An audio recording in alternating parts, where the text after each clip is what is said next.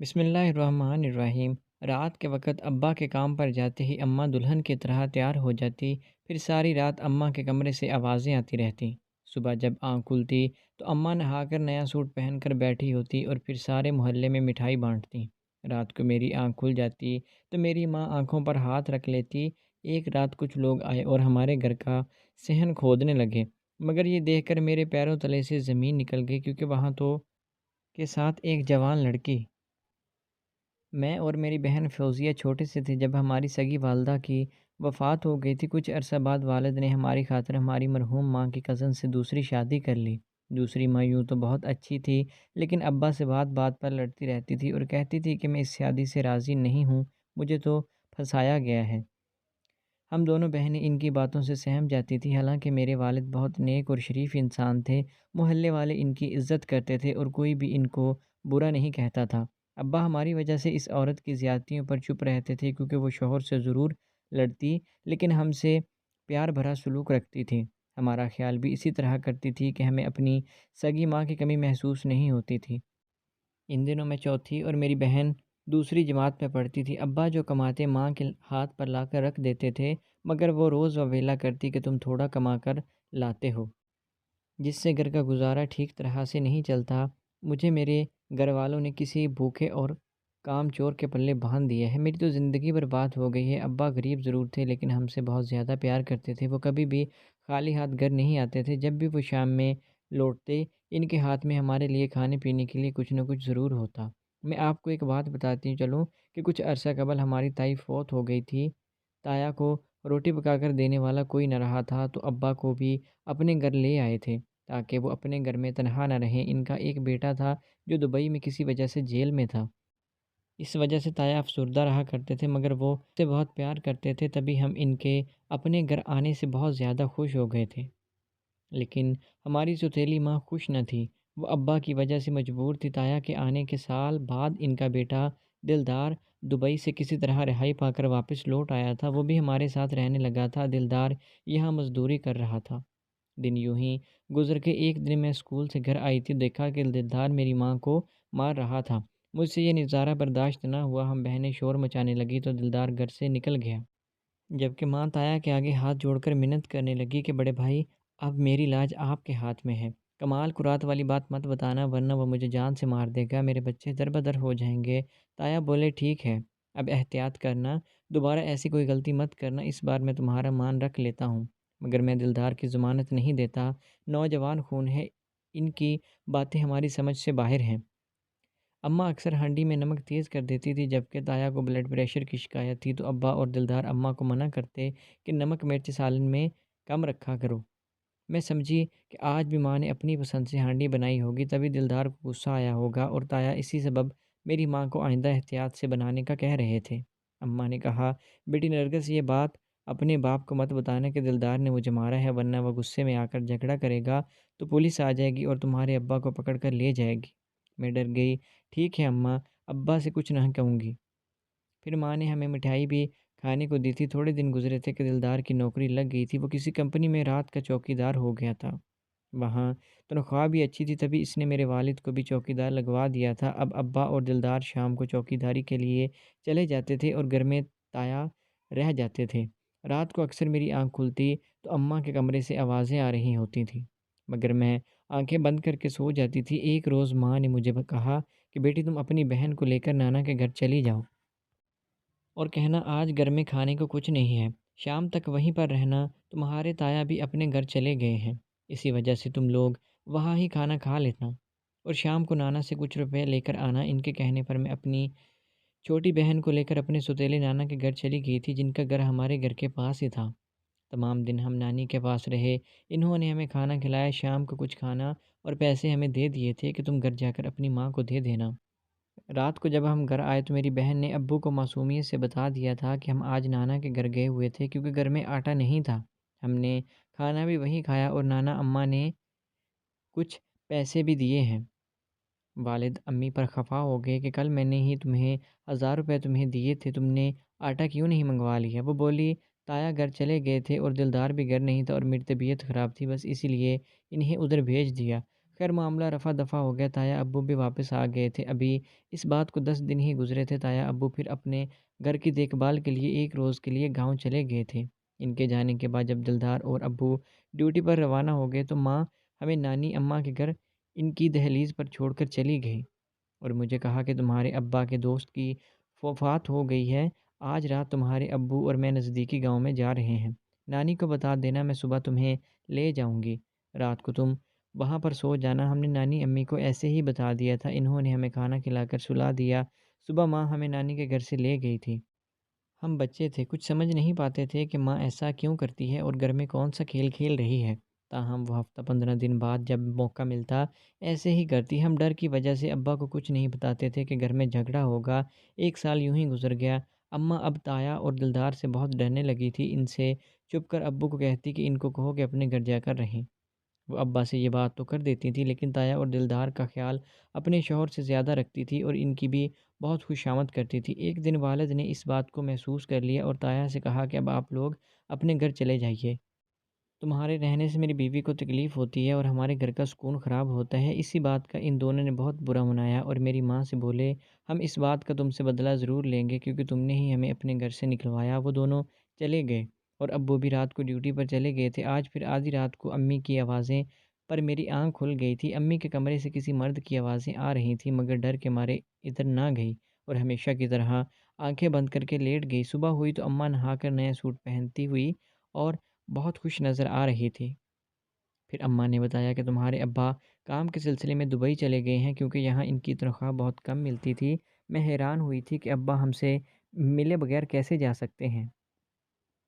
میرے پوچھنے پر میری ماں نے بتایا کہ وہ تو تم سے بات کرنا چاہتے تھے مگر رات کو تم دونوں گہری نیند میں سو رہے تھے، بس اس لیے میں نے تمہیں جگانا مناسب نہیں سمجھا۔ جب تم سو رہی تھی تو وہ تم دونوں کو بہت سا پیار کر کے چلے گئے، اچانک اس لیے گئے ہیں کہ ان پر بہت سارے لوگوں کا قرض تھا۔ اب وہ دبئی جا کر پیسے بھیجیں گے تو ہمارا قرض بھی اتر جائے گا اور ہم امیر بھی ہو جائیں گے۔ میں تب 12 سال کی ہو چکی تھی۔ ہم دونوں بہنیں ہی یہی سمجھتی تھی کہ ہمارا ابا دبئی میں کمانے گیا ہوا ہے۔ اکثر ہم پوچھتے رہتے اماں ہمارا باپ کب آئے گا تو وہ کہتی 2 سال بعد آئے گا۔ اس دوران ماں بہت خوش باش رہتی تھی۔ وہ رات کو دلہن کی طرح تیار ہو جاتی اور پھر ہمیں ہمارے کمرے میں سلا کر باہر سے کنڈی لگا دیتی۔ میری اکثر آدھی رات کو آنکھ کھل جاتی، اماں کے کمرے سے کسی مرد کی آوازیں آ رہی ہوتی تھیں۔ اب مجھے اماں پر شک ہونے شروع ہو چکا تھا کہ ضرور کوئی بات ہے جو ہم سے چھپائی جا رہی ہے۔ اماں ہم سب کو دھوکہ دے رہی ہے۔ آخر آدھی رات کے وقت کون آتا ہے جسے اماں دلہن بن کر ملتی ہے؟ تایا ابو اور دلدار تو اس طرح ناراض ہو کر گئے تھے کہ وہ دوبارہ نہ آئے۔ اماں دن بدن جوان ہوتی جا رہی تھی۔ ابا کے ہوتے ہوئے اماں خود کی اتنی کیئر نہیں کرتی تھی مگر آج کل اماں کو اپنی بہت فکر لگی رہتی تھی۔ میں جب بھی اماں سے اس بارے میں بات کرنا چاہتی تو وہ مجھے بہت سے پیسے دے دیتی اور کہتی یہ تمہارے ابا نے بھیجے ہیں اور ہمیں چپ کروا دیتی تھی۔ اسی طرح 3 مہینے گزر گئے۔ پھر ایک دن دلدار آیا اور میری ماں سے جھگڑا کرنے لگا کہ سچ سچ بتاؤ میرا چچا کہاں گیا ہے؟ وہ ہرگز دبئی نہیں گیا، تم جھوٹ بولتی ہو۔ تب ماں نے کہا کہ شرافت اسی میں ہے کہ تم چپ کر کے اپنے گھر چلے جاؤ اور اس بات کا ذکر مت کرنا کسی سے، ورنہ میں اپنے باپ کو بتا دوں گی کہ تم نے میرا زیور مجھ سے ہتھیا لیا ہے اور بہانے بہانے سے روپے بھی لیتے رہتے ہو۔ اور جس دن تنگ آ کر میں نے اپنے خامد کو بتا دیا تو تم نے اس کو نہ جانے کہاں غائب کروا دیا ہے۔ اس بات سے دلدار طیش میں آ گیا اور میری ماں کو بالوں سے پکڑ لیا۔ ہم بہنیں زور سے چیخنے اور چلانے لگیں کہ وہ ڈر گیا اور ہمارے شور پر پڑوسی آ گئے۔ وہ اس وقت تو گھر سے چلا گیا تھا لیکن جاتے ہوئے کہہ گیا تھا کہ اگر تم نے میرے چچا کے بارے میں کچھ نہ بتایا تو میں تمہارا بھانڈا پھوڑ دوں گا۔ کچھ دن گزرے تھے کہ رات کے وقت ایک بار پھر کسی کی آواز سے میری آنکھ کھل گئی۔ مجھے لگا کوئی بہت تکلیف سے کرا رہا ہے۔ میں دوسرے کمرے میں تھی۔ میں نے اماں اماں کہہ کر امی کو پکارا۔ وہ دوڑ کر میرے پاس آئیں اور میرے منہ پر ہاتھ رکھ کر بولی چپ ہو جا، آرام سے سو جا، کچھ نہیں ہوا ہے، کوئی ایسی بات نہیں ہے، آنکھیں بند کر لے، رات کا 1 بج رہا تھا۔ میں نے آنکھیں بند کر لی، وہ چلی گئی۔ اب میں سمجھدار ہو گئی تھی۔ میں نے محسوس کر لیا تھا کہ ہمارے گھر میں کوئی غیر معمولی سا معاملہ ہوا ہے۔ صبح میں نانا کے گھر چلی گئی تھی اور ان کو ساری بات بتا دی تھی۔ وہ بھی پریشان ہو گئے تھے اور اسی وقت ہمارے گھر آ گئے تھے۔ ماں پریشان بیٹھی ہوئی تھی۔ انہوں نے اماں کو کچھ پیار سے اور کچھ رعب سے پوچھا کہ کیا ہوا ہے۔ تب ماں نے بتایا کہ رات کو تایا اور دلدار آئے تھے، انہوں نے نادر کو جان سے مار دیا ہے۔ نادر کا نام سنتے ہی نانا کے پیروں تلے سے زمین نکل گئی۔ نادر اماں کا خالہ زاد تھا۔ نانا ابو یہ سن کر بہت پریشان ہوئے تھے، وہ اماں کو زبردستی دوسرے کمرے میں لے کر چلے گئے تھے۔ باقی احوال انہوں نے بیٹی سے اکیلے میں پوچھا تھا۔ میں دروازے سے کان لگائے ہوئے تھی، وہ کہہ رہے تھے کہ تو نے کیوں نادر کو بلایا تھا؟ گھٹیا عورت، تو شادی کے بعد بھی نہیں بدلی۔ اگر سب کچھ تیرے سامنے ہوا ہے تو سمجھ لے کہ تیری جان بھی خطرے میں ہے۔ وہ تجھ کو بھی کسی دن جان سے ماریں گے۔ وہ بیٹی کو اور ہمیں اپنے گھر لے آئے تھے اور نہ جانے کس اندیشے کے سبب انہوں نے امی کو بغیر بتائے پولیس میں جا کر رپورٹ لکھوا دی تھی کہ میرا داماد پردیس گیا ہوا ہے۔ اس کی غیر موجودگی میں اس کا بڑا بھائی اور دلدار میری بیٹی کے گھر آدھی رات کو آئے تھے، نہ جانے کس نیت سے، جبکہ ان کی میرے داماد سے ناراضگی چل رہی تھی، لہٰذا میری بیٹی اور اس کے بچوں کی جان کا تحفظ دیا جائے۔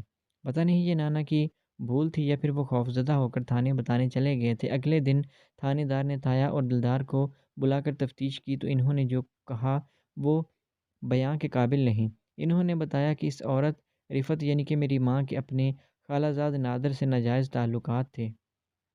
دونوں ایک دوسرے کو پسند کرتے تھے اور شادی کرنا چاہتے تھے، مگر کسی وجہ سے بڑوں نے ان کی شادی نہ ہونے دی اور رفت کی شادی سلیم یعنی میرے ابو سے کر دی۔ شادی کے بعد رفت خوش نہیں تھی۔ رفت شادی کے بعد بھی کسی نہ کسی بہانے سے نادر سے ملتی رہتی تھی، جس کا علم دلدار کو ہو گیا اور دلدار نے انہیں رنگوں ہاتھوں پکڑ لیا تھا۔ اس نے اپنی چچی کو مارا اور اس امر سے باز رہنے کا کہا، مگر وہ باز نہیں آئی اور اپنے شوہر سلیم کو دھوکہ دیتی رہی اور تایا اور دلدار کی منت اور خوشامد کرتی کہ میرے شوہر کو مت بتانا ورنہ میں برباد ہو جاؤں گی۔ اس نے اسی سبب ہم دونوں کو اپنے شوہر سے کہلوا کر گھر سے نکلوا دیا، تاکہ جب شوہر گھر پر موجود نہ ہو وہ اپنے خالہ زاد کو آرام سے مل سکے۔ اس اثناء میں سلیم غائب ہو گیا۔ ایک دن وہ ڈیوٹی سے جلدی گھر چلا گیا اور اس کے بعد دوبارہ واپس نہیں آیا۔ تب ہم نے سلیم کے گھر جا کر رفت سے پوچھا تو وہ کہتی ہے کہ سلیم دبئی چلا گیا ہے۔ شک کی بنا پر ایک رات ہم دونوں باپ بیٹا آدھی رات کو اس کے گھر کی دیوار پلانگ کر گئے تو نادر کو وہاں پر موجود پایا۔ تب ہم نے غیرت کی وجہ سے اسے گلا دبا کر مار دیا اور لاش کو صحن میں دبا دیا ہے۔ ہم اپنے کیے کا اعتراف کر رہے ہیں اب مگر اس عورت سے پوچھا جائے کہ اس کا شوہر کہاں ہے؟ پولیس نانا کے گھر آئی اور میری ماں کو گرفتار کر کے لے گئی۔ تفتیش کی تو پتہ چلا کہ ابا کو اماں کے کالے کرتوتوں کا پتہ چل گیا تھا۔ ایک رات اس نے خود اپنی بیوی کو نادر کے ساتھ پکڑ لیا تھا۔ اسی رات اماں نے نادر کے ساتھ مل کر ابا کا گلا دبا کر انہیں گھر کے صحن میں دفنا دیا تھا اور یہ بات پھیلا دی تھی کہ سلیم دبئی چلا گیا ہے۔ تاہم دلدار کو شک ہو گیا تھا اور وہ اسی سبب ایک رات کو ہمارے گھر آیا اور وہاں نادر کو دیکھا تو اس نے بھی ویسے ہی نادر کے ساتھ کیا جو نادر اور رفت نے سلیم کے ساتھ کیا تھا۔ پولیس نے صحن کھودا تو ایک نہیں بلکہ دو افراد کی جسد خاکی برآمد ہوئے۔ پھر مقدمہ چلا۔ نانا نے اماں کو بچانے کی ہر ممکن کوشش کی، ایک اچھا وکیل کیا، اپنا گھر تک بیچ دیا، مگر بیٹی کو نہ بچا سکے۔ اماں کو عمر قید کی سزا ہو گئی جبکہ تایا اور ان کے بیٹے کو پھانسی ہو گئی۔ یوں وہ راز ایک بھیانک انجام کی صورت میں کھل گیا تھا جو عرصہ تک میرے اندر گھٹن اور تکلیف بن کر میرے دل کو کھاتا رہتا تھا۔ یہ وہ دکھ تھا جسے میں ساری زندگی بھول نہیں سکتی۔ اس کے بعد ہماری زندگی کے شب و روز کیسے گزرے اور ہم پر بڑے ہونے تک کیا گزری، یہ ایک الگ داستان ہے۔ آج میں جب بھی اپنی ماں کے پاس ملاقات کے لیے جاتی ہوں تو وہ بہت روتی رہتی ہے، روز اللہ سے اپنے کیے گناہوں کی معافی مانگتی ہے اور سوچتی رہتی ہے کاش وہ یہ غلطی کبھی نہ کرتی۔ تو دوستو، آپ کو آج کی کہانی کیسی لگی؟ امید ہے کہ ویڈیو اچھی لگی ہوگی۔ اگر ویڈیو پسند آئی تو ہمارے چینل کو سبسکرائب کریں۔ ملتے ہیں نیکسٹ ویڈیو میں، تب تک کے لیے اللہ حافظ۔